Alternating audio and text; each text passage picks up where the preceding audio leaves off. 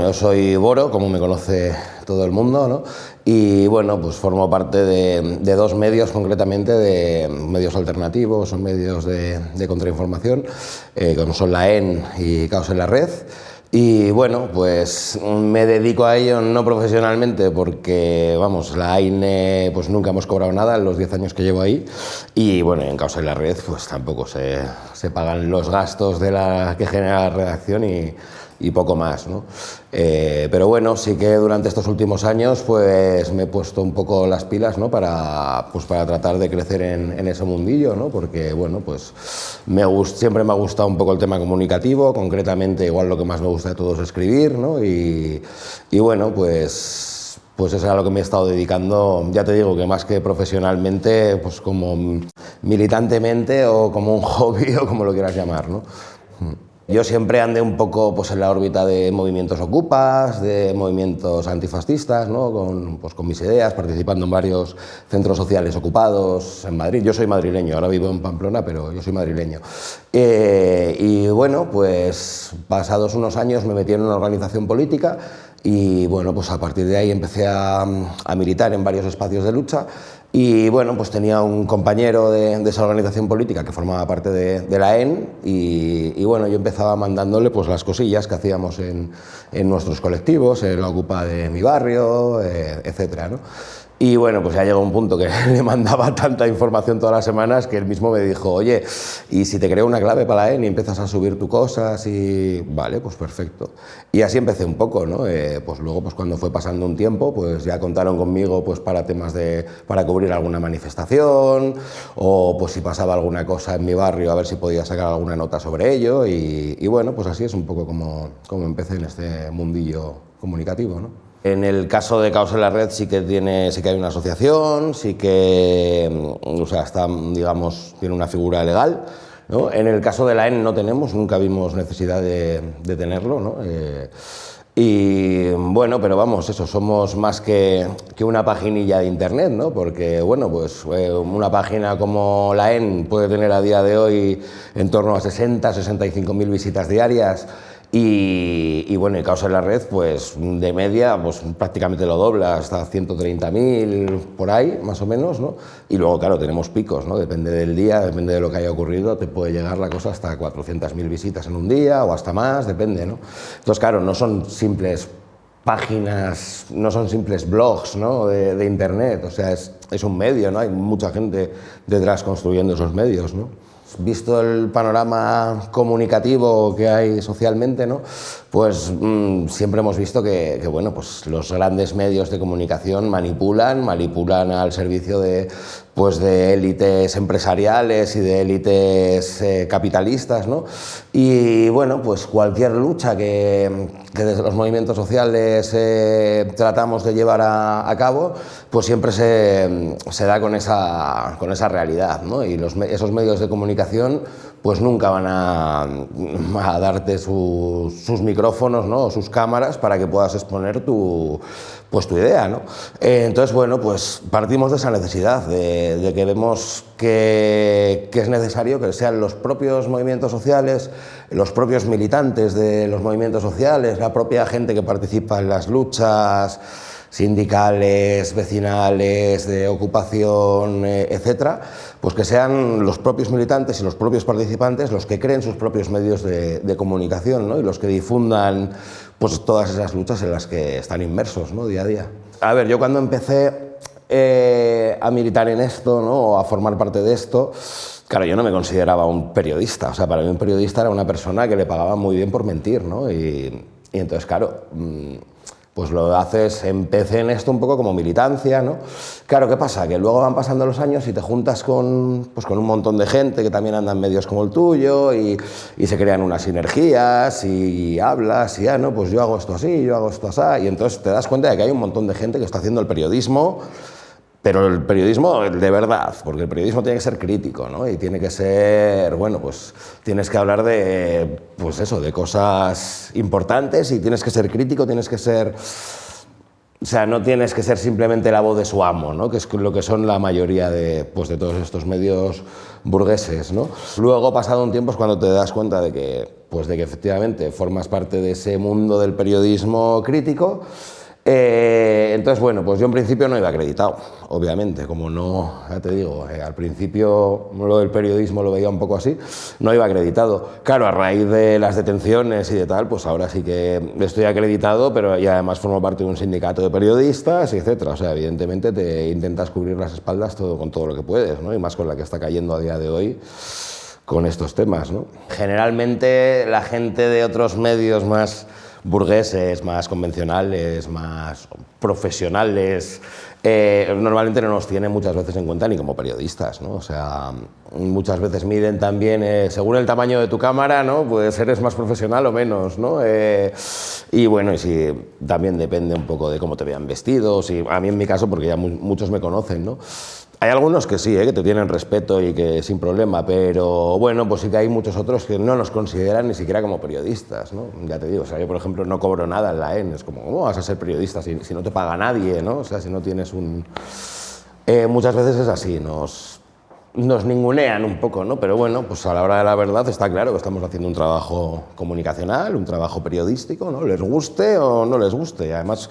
Tenemos medios, eso, que tienen, no es que tengan 4 o 5 visitas al día, tienen unos cuantos miles, ¿no? Entonces, bueno, pues no sé dónde ponen ellos el listón, ¿no? O sea, pues recuerdo la manifestación en la que el primer aniversario del asesinato de Carlos Palomino en Madrid. Yo creo que esa fue posiblemente una de las primeras que cubrí, estas coberturas que hacíamos desde la EN minuto a minuto, ¿no? Mucho antes de que existiera Twitter y todas estas cosas, ¿no? Y bueno, pues me gustó y fue como, o sea... ¿Cómo lo explicaría? Siempre había ido de manifestante, ¿no?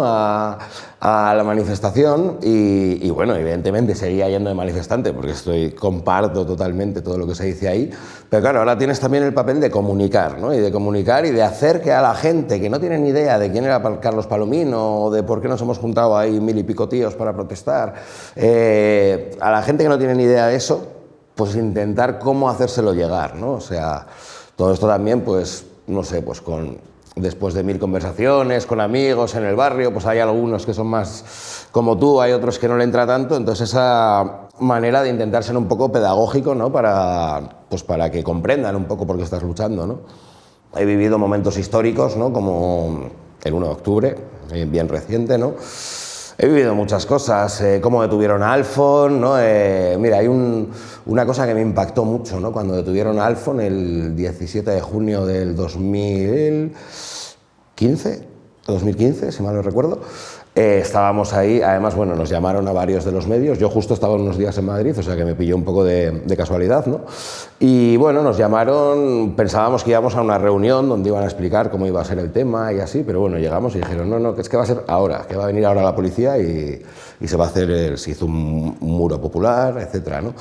Y una de las cosas que me impactó, porque claro, yo estaba arriba con una compañera grabando, ¿no? El momento de la detención, cómo iban quitándole la careta a todo el mundo y bueno, ya cuando vimos que se lo llevaban y se empezó a montar un poco de tumulto, bajamos corriendo por las escaleras para ir a grabar abajo y me acuerdo que en ese momento entraba Elena, madre de Alfon, y pegó un grito desgarrador de se están llevando a mi hijo, o sea, para mí fue una cosa como, o sea, que me dejó pero con la carne de gallina, ¿no? O sea, uno de esos momentos que, hostia, que te acordarás siempre, ¿no? De, hostia, el dolor de una madre que le están llevando a su hijo porque sí, por una puta imposición y por una puta mentira, ¿no?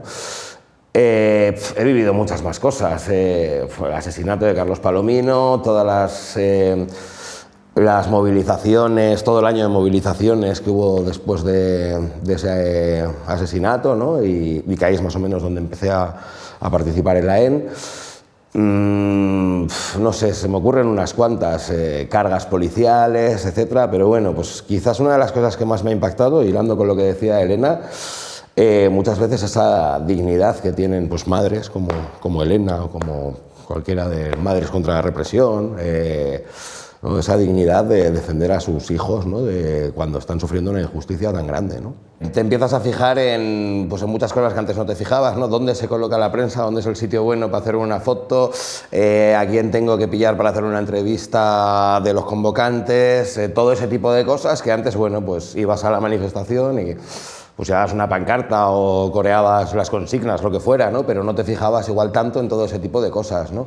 Te da para mucho. O sea, por ejemplo, últimamente me fijo mucho, y en algunas manifestaciones es muy curioso, ¿no? En la policía y en sus maneras de funcionar, ¿no? Y de cómo, pues eso, ¿no? Cómo fichan a la gente en la manifestación, cómo fichan también a la prensa, incluso, bueno, pues muchas más cosas. El estar ahí siempre delante de la mani, ¿no? Que es donde habitualmente se coloca la prensa, para la cabecera, no sé qué, pues te hace empezar a fijarte en un montón de cosas que antes igual no te fijabas, ¿no?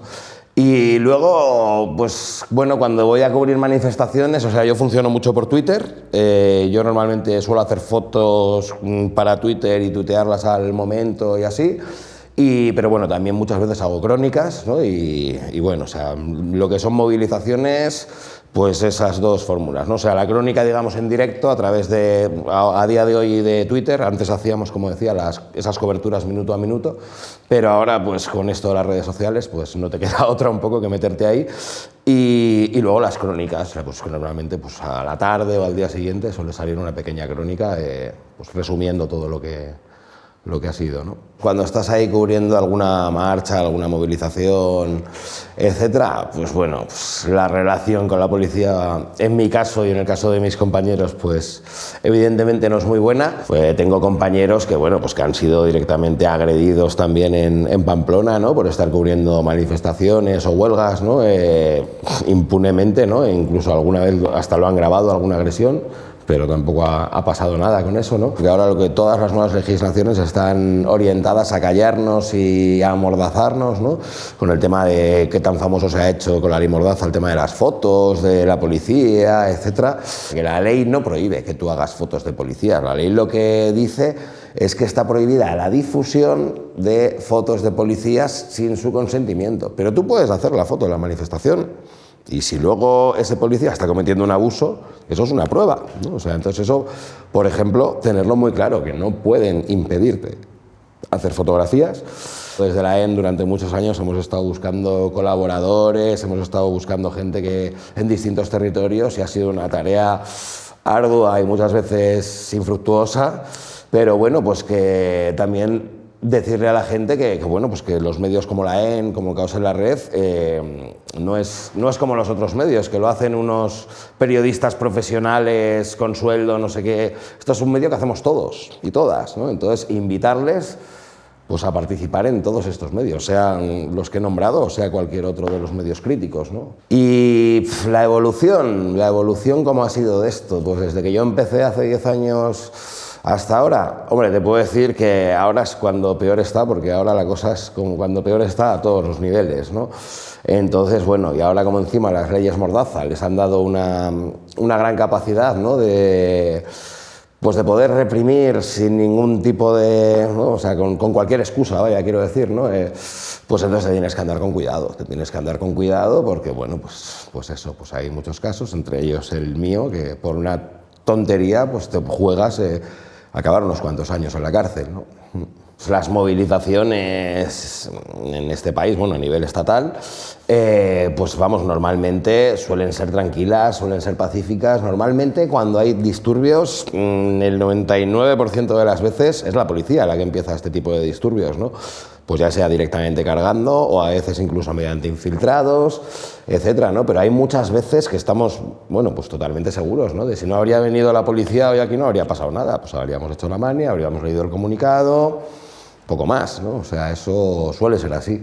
Excepto, ahí puede haber cosas especiales, ¿no? Momentos especiales donde la gente esté muy caliente, sí que ha podido pasar alguna vez, pero generalmente, o sea, la gente es bastante pacífica en las manis y no suele haber ese tipo de problemas más que cuando llega la policía a provocarlos, ¿no? El tema de que te hagan fotografías, de que te identifiquen, de que te, bueno, pues de que te estén haciendo un seguimiento, etcétera, es algo que está muy presente, ¿no? En en las manifestaciones, incluso más allá a veces de las manifestaciones, ¿no? También se sigue a personas concretas, ¿no? Pero sí, o sea, normalmente pues suele ir policía muchas veces de secreta, pues, y a veces ni siquiera de secreta, son ellos mismos los que están grabando con sus microcámaras, ¿no?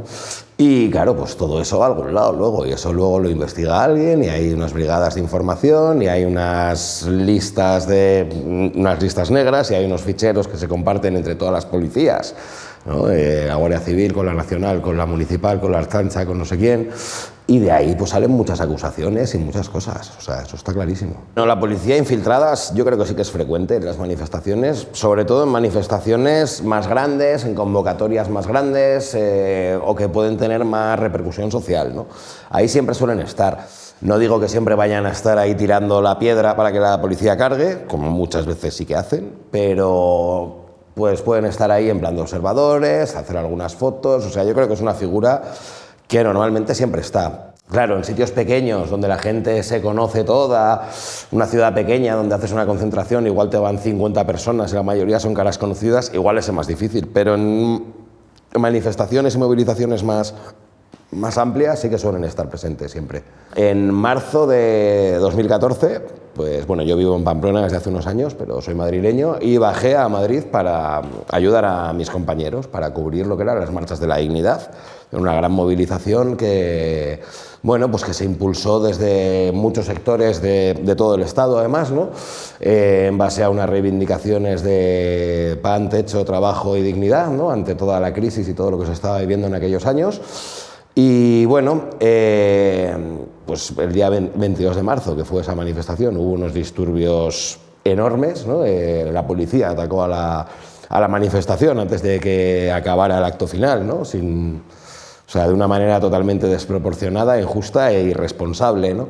Y bueno, pues esos días, pues esa carga y todo lo que ocurrió aquellos días en Madrid, pues crearon una guerra comunicativa, ¿no? Entonces unos medios pues hablaban de los vándalos y los radicales antisistema que habían ido perfectamente organizados a agredir a la policía, pero obviaban el hecho pues, de la irresponsabilidad de esa carga, de todos los detenidos que hubo, incluso de heridos que hubo muy graves, ¿no? Recuerdo el caso de un chaval que de un pelotazo le estirparon al final un testículo.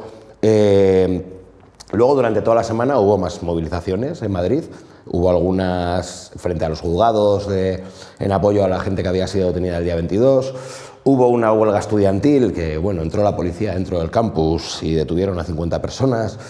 Hubo unas personas también que acamparon en la Puerta del Sol para darle un poco de continuidad al tema de las marchas de la dignidad. Al final esta acampada fue desalojada y el día 29 acababa un poco toda esta semana de movilizaciones con una última convocatoria que era contra la monarquía, ¿no? Y era en la Plaza de Neptuno, a unos metros del Congreso de los Diputados. Entonces, bueno, pues llegamos ahí y, bueno, pues entre los que estábamos compañeros de prensa, pues bueno, las caras que llevabas viendo toda la semana, ¿no?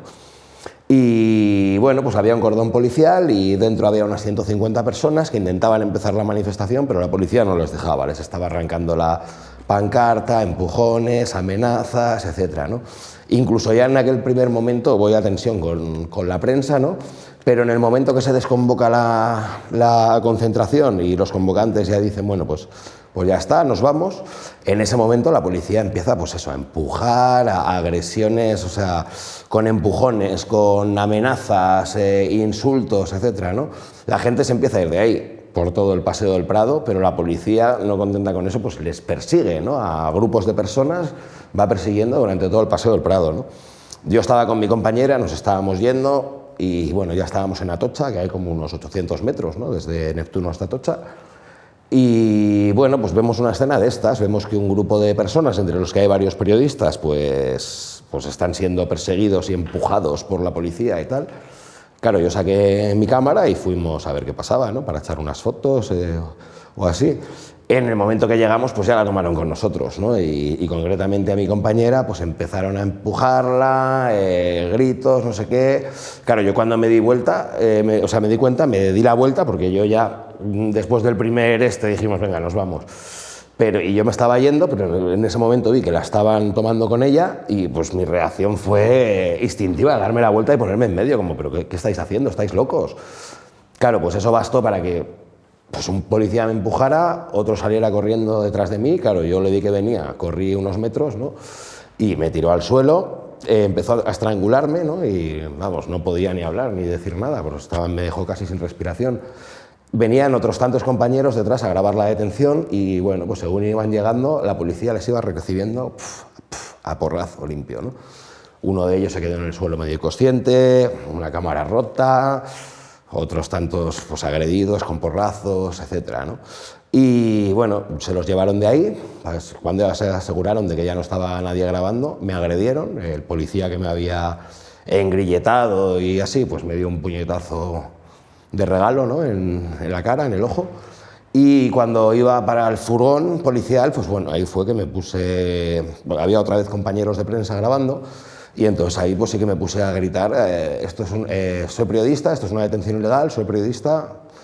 Y eso es un poco lo que ocurrió, ¿no? Claro, las imágenes de esto pues dieron la vuelta a todo el Estado e incluso llegaron hasta Europa, que la OSCE, que es una organización europea, control de los derechos humanos, libertades democráticas, etcétera, pues protestó por estas agresiones a la prensa que había habido en el Estado español, ¿no?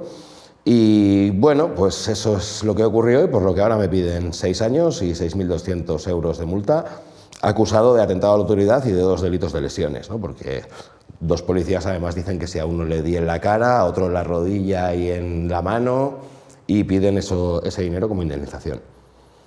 Yo me acuerdo cuando me meten en el furgón, fui yo el único detenido además ese día, me meten en el furgón y me llevan a la comisaría de Moratalaz, esa macrocomisaría que tienen ahí, y bueno, me acuerdo el momento más impactante fue el de bajarme de la lechera y de repente verme rodeado por 12 o 14 de ellos. Decía, aquí pueden hacer lo que quieran contigo, lo que quieran, y no les va a pasar nada y no van a tener que rendir cuentas a nadie. Por suerte no pasó nada. Luego, pues cuando me llevaron dentro, pues esto de que te quitan los cordones, no sé qué. Yo me acuerdo llevaba una chapa que me había comprado esos días del 22M, de las marchas de la dignidad, que me la arrancó así con una mala hostia impresionante el policía, ¿no? Y puto 22M, no sé qué, y así. Pero bueno, aparte de eso y de esos pues, gritos o insultos o algún tipo de cosas de estas, tampoco tuve maltrato dentro de la comisaría. O sea, bueno, maltrato, o sea, tampoco me pegaron, quiero decir, tampoco. Y al día siguiente me llevan hasta los juzgados de Plaza Castilla, pues ahí paso unas cuantas horas en el calabozo y después pues declaro delante de la jueza de guardia, ¿no? Y pues eso, declaro que yo estaba haciendo mi trabajo periodístico y bueno, pues eso, que empezaron a agredir a mi compañera, que yo lo que hago es ponerme en medio con la única intención de parar la agresión, ¿no? O sea, sin más, ¿no? Y que bueno, pues eso, declaro y después quedé en libertad. 1 año y medio después fue cuando me llegó ya la petición de condena con la que nos quedamos impactados, ¿no? 6 años por algo así, es como 6 años y 6.200 euros, ¿no? Aquellos días en Madrid, pues habíamos estado dentro de los medios un poco críticos, pues habíamos estado casi los mismos cubriendo todas las movilizaciones, entonces bueno, pues ya había a muchos que ya nos conocían la cara. Yo no sé hasta qué punto conocían la mía o la dejaban de conocer, tampoco lo puedo saber, ¿no? Lo que sí sé es que, bueno, pues también con el tema de soy periodista de la AINE, esto es una detención ilegal, si no me tenían fichado, a partir de ese momento me han tenido fichado y eso es lo que me ha acarreado también el haber sido incluido en el otro juicio, que es el de la Operación Araña, ¿no? Por un lado el teléfono, pues bueno, pues empieza a hacerte unos ruidos raros, ¿no? Que además luego hablas con otra gente que anda también en movimientos o en medios como el mío, ¿no? Y también les suele ocurrir bastante parecido, ¿no? Y después de mi detención en Madrid, pues bueno, unos días después es la primera Operación Araña, de la cual yo no soy detenido, pero un par de semanas después aparece una noticia en ABC donde dice: la Guardia Civil sigue buscando a 3 blogueros más que se mofan de las víctimas de ETA, etcétera, etcétera, etcétera. Y entonces te ponía, están buscando a los perfiles Boro LH y 2 más, que no recuerdo ahora el nombre. Y bueno, y ponía, en la noticia venía a decir que no les habían podido localizar y detener en la primera Operación Araña porque esos perfiles ocultaban totalmente su identidad, cosa que es totalmente falsa, ¿no? En mi caso, porque bueno, yo tengo fotos publicadas, además todo el mundo sabe que soy Boro el que publica la AINE, ¿no? No sé, se daban circunstancias como que un par de meses antes se me había perdido la perra y había puesto un cartel con la foto de la perra y mi número de teléfono, ¿no? En la cuenta de Facebook. Es decir, no podéis decir que yo estoy ocultando mi identidad, ¿no? Para nada, ¿no? Pero bueno, pues sacaron esa noticia de una manera ya criminalizándote y como dándote a entender de que ya estás vigilado y de que ya están detrás de ti, ¿no? Después de eso fue detenido por haber cubierto otro acto, una acción concretamente de protesta en Pamplona. Un caso además que bueno, fue una acción en la que participaron unas 100 personas y después hubo 3 detenciones, que fui yo, otro compañero fotógrafo de Ekinclick, de un colectivo de fotoperiodistas de Iruña, y un menor de edad que además casi nadie sabía quién era, ¿no? Es decir, de 100 personas que participan en una acción, detienen a 2 periodistas, ¿no? Este caso fue finalmente archivado, pero bueno, pues luego unos meses después me llegó el de la Operación Araña, ¿no? Que ya sabía yo que iban a venir detrás mío, ¿no? No es un caso especial, o sea, hay muchos otros compañeros que bueno, pues que les saben que militan en tal colectivo o en tal asociación, etcétera, y entonces pues se les crean estos nuevos juicios, ¿no? Que ahora pues, es una simple excusa muchas veces, ¿no? para crearte nuevas causas, ¿no? Por el caso de la Operación Araña he sido condenado a 1 año y medio de prisión. Estoy recurriéndolo al Tribunal Supremo, que todavía puede tardar unos meses en decir. Y por otro lado estoy esperando al juicio por los hechos del 29 de marzo, que es el 16 de abril, empieza en Madrid. Y bueno, pues entonces, claro, el tema está en que si me condenan en este segundo juicio, pues también tendría los antecedentes del otro, ¿no? O sea, siempre, una cosa que siempre hemos dicho desde la EN es que no es casual que yo esté en la Operación Araña, porque lo que han buscado es crearme antecedentes penales para cuando llegue este momento ya los tenga e ingrese en prisión, ¿no? Como decía, no es un caso especial el mío, es algo que le está pasando a muchos compañeros, ¿no? Pues no sé, tengas un familiar o un compañero o un amigo pues que esté en esta situación, es algo que afecta a la gente un montón, ¿no? A la gente que tienes a tu alrededor. A uno mismo le afecta, está claro, ¿no? Y cada persona tiene una manera de llevarlo, de canalizarlo, pues, y bueno, pues hay muchas veces que ves que incluso le afecta más a la gente que tienes, en mi caso al menos, que tienes a tu alrededor, que a ti mismo, ¿no? Y es duro, es duro. Presiones directas a compañeros, amigos, a familiares. En mi caso no, sé de muchos otros casos donde evidentemente los han habido, ¿no? Ellos juegan siempre con esa presión psicológica, con los tiempos, cuando estamos hablando de cosas de juzgados, de no sé qué, de bueno, pues ahora vamos a dejarle un poco tranquilo, pero luego zas, le metemos esta y luego la otra. Juegan siempre todo con eso, ¿no? O sea, no hay ninguna decisión tomada al azar, yo creo, ¿no? Siempre que hay elecciones en este país, en este estado, curiosamente siempre ocurren cosas, ¿no? Entonces, bueno, las 4 fases de la Operación Araña, pues la primera de ellas coincidió con las elecciones europeas, la tercera coincidió con las elecciones autonómicas y la cuarta con las elecciones generales. Y la segunda, que me la he saltado, también coincidió con otra cita electoral, que bueno, no era una cita electoral al uso, pero era la consulta independentista del 9N, ¿no? Del 9 de noviembre en Cataluña, ¿no? Claro, si nos retrotraemos atrás, pues veremos más similitudes de estas, ¿no? Ya no solo con operaciones policiales, sino con cosas como atentados. El 11 de marzo del 2004 fue una cosa muy clara. Siempre, normalmente, pasan cosas cuando se acercan las elecciones, ¿no? Y en el caso de las operaciones policiales, etcétera, o sea, yo creo que es porque, bueno, pues ellos también buscan su caldo de cultivo, ¿no? Y su caldo de pues de que esta represión se les pueda traducir en más votos, ¿no? Sectores pues muy arcaicos, ¿no? De la población, ¿no? Que les gusta que les den caña pues, a los rojos o a las feministas o a los anarquistas. ¿No? Votar, cuando sirve para algo, es ilegalizado. ¿No? Tenemos ahora mismo un ejemplo muy cercano, que ha sido el 1 de octubre, porque ahí sí que se iba a cambiar algo. Sí que se iba a cambiar algo, ¿no? Y bueno, además en el tema concreto del 1 de octubre, pues claro, la cosa ya sobrepasa, porque evidentemente era una consulta independentista, pero claro, desde el punto de vista del capital, o desde el punto de vista de la Unión Europea, tú estás dejando que la gente se autoorganice para decidir qué quiere hacer. Claro, si eso lo extrapolas a todo lo demás, para ellos es muy peligroso, ¿no? Entonces, es lo que digo, cuando votar cambia algo, es ilegalizado, ¿no? Sea ilegalizar la convocatoria, como el 1 de octubre, o sea ilegalizar candidaturas, como ha ocurrido en Euskal Herria durante muchos años, ¿no? Muchas veces, pues eso, hablamos del régimen del 78, pero yo suelo decir que es el del 39 maquillado, ¿no? Y encima ahora se le está cayendo el maquillaje, ¿no? Y entonces creo que todos los problemas que vivimos en este estado pues viene de ahí, ¿no? De que esa transición que vendieron como modélica, ¿no?, al resto de países de Europa y del mundo, pues no fue tal, ¿no? O sea, aquí nunca hubo una depuración de los poderes, ¿no? Y los que tenían el poder en la dictadura pues lo seguían teniendo, ¿no?, después de esa supuesta transición, ¿no? Y bueno, pues creo que, a ver, evidentemente tuvieron que cambiar las formas, ¿no?, en aquellos años para ser admitidos en ese club democrático de Europa, ¿no? Pero lo que hicieron no fue acabar ni con la represión ni con que el poder lo siguieran teniendo pues, los mismos, sino que lo que hicieron fue ocultarlo, maquillarlo y darle un envoltorio mejor, ¿no? Pero pues a la hora de la verdad y sobre todo cuando las luchas sociales suben de tono, ¿no? Pues es cuando el fascismo, que siempre ha estado muy presente, enseña los dientes, ¿no?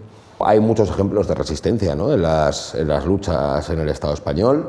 Pero bueno, a un nivel más global, pues sí que veo, y sobre todo a día de hoy, pues que la gente está bastante adormecida y que bueno, que han pasado cosas muy graves, que la gente tendría que haber salido a la calle a mansalva, ¿no? Y no está pasando, ¿no? O sea, el que estén con el tema que nos ocupa, ¿no?, el que estén metiendo a gente por opinar, por pensar, por sentir, que estén metiendo a la gente a la cárcel por eso, y que no haya habido manifestaciones masivas, a mí me parece increíble, ¿no? O sea, creo que, bueno, pues que saben hacer bien su trabajo de adormecer a la gente, ¿no? Pues en cada época lo han hecho de una manera. Hace 30 años usaron la heroína, ¿no? Ahora pues usan otras cosas, ¿no? La televisión, las redes sociales, etcétera, ¿no? Que al final a la gente le adormecen, ¿no? No sé, creo que es también responsabilidad de todas y todos los que formamos parte de los movimientos sociales, pues el romper esa tendencia, ¿no? El hacerles ver que esto hay que pararlo, ¿no? Este embate represivo que nos va a analizar hasta qué pensamos, qué sentimos, nos va a decir tienes que sentir pena de esto, pero de esto no, ¿no? Todo ese tipo de cosas, eso hay que pararlo, eso no puede, es inconcebible, ¿no?, poder vivir en un sistema así, ¿no? Querría volver un poco sobre el tema de Alfredo Remírez, que ha sido el primer preso por tuitear, ¿no?, en el Estado español. Y bueno, pues desde aquí mandarle un abrazo muy, muy grande a él y a su familia. Recordar que, bueno, pues que su caso, que pues bueno, para nosotros no, pero para mucha gente ha pasado desapercibido, su caso está abriendo la caja de Pandora de la represión por ideas políticas, ¿no? Y bueno, pues ya no es el único que está en prisión por opinar, ya tenemos el caso también de Julen, que también es de su pueblo, de Amurrio, que también ha entrado en la cárcel a cumplir una condena de 1 año por una pintada con un rotulador. Pero bueno, que ahora mismo están abriendo la caja de Pandora y que cualquiera puede ser el siguiente, ¿no? Y entonces pues creo que mucha gente no le dio importancia suficiente a cuando Alfredo entró en prisión, ¿no? Desde aquí mandarle un abrazo y espero verle pronto en la calle. ¿Qué espero del futuro? Hombre, pues yo del futuro inmediato esperaría que la gente despertase un poco con toda esta ola represiva que nos está viniendo encima y que parece no tener fin y que cada día da una vuelta más de tuerca y lo que hace 3 días no era delito, pues ahora lo es, etcétera. Yo creo que la gente tiene que reaccionar con eso, o sea, y espero poder verlo a corto o medio plazo, que por lo menos haya una oposición frontal a eso. Luego, de cara a más largo plazo, pues bueno, pues no sé, habrá que dependerá también mucho del trabajo que hagan los movimientos populares, de cómo se frene esta ola represiva y bueno, de muchos más factores, ¿no? Lo que sí que está claro es que creo que este régimen todavía le pueden quedar unos cuantos años de vida, pero está herido porque está muy deslegitimado. y la corrupción que tenemos y la monarquía que tiene un descrédito que va increciendo desde hace muchos años, unido a la crisis económica, a la crisis política, etc. Este régimen está herido, entonces por eso estamos viviendo este embate represivo, porque pues un animal cuando está herido pues sus últimos coletazos, ¿no?, son los más peligrosos, ¿no? Entonces ahora mismo estamos asistiendo a eso, a esos coletazos que está dando la bestia, que no estoy diciendo que vaya a estar muerta mañana, ojalá, pero yo creo que muchos años no le quedan. O sea, tiene un descrédito que cada vez va creciendo más, ¿no? Para nadie es un plato de buen gusto el tener la posibilidad de ir a pasarte 7 años y medio en prisión por simplemente haber opinado, ¿no?, o por haber ido a hacer tu trabajo al final, ¿no?, mi trabajo periodístico, ¿no? Entonces, bueno, pues obviamente sí que afecta, ¿no? El día a día, bueno, pues mira, con el tema concreto de la libertad de expresión, cuando han empezado todas estas cosas y así, claro, pues llega un punto que dices, bueno, pues ahora yo no voy a callarme, yo no voy a dejar de decir lo que pienso, pero sí que muchas veces dices, bueno, pues voy a intentar decirlo igual, pero sin ponérselo en bandeja, ¿no? Pero claro, empiezas a ver ya, sobre todo en estos últimos meses, por ejemplo, con la condena a Pablo Hasél, es alucinante si te ves los tweets que le han metido, que es que ya no hay ningún tipo de listón, ¿no? Es decir, o sea, ya te pueden meter por cualquier cosa, ¿no? Entonces es como, ¿cómo voy a modular ese mensaje? ¿Cómo voy si es que da igual, ¿no? Entonces, bueno, pues lo que está claro es que no nos van a callar, ¿no? O sea, lo que están tratando es de amordazar a un país entero y no lo van a conseguir, no lo van a conseguir. Y yo espero que algún día esta represión pues les salga muy cara y sea un boomerang que se les vuelva encima, ¿no?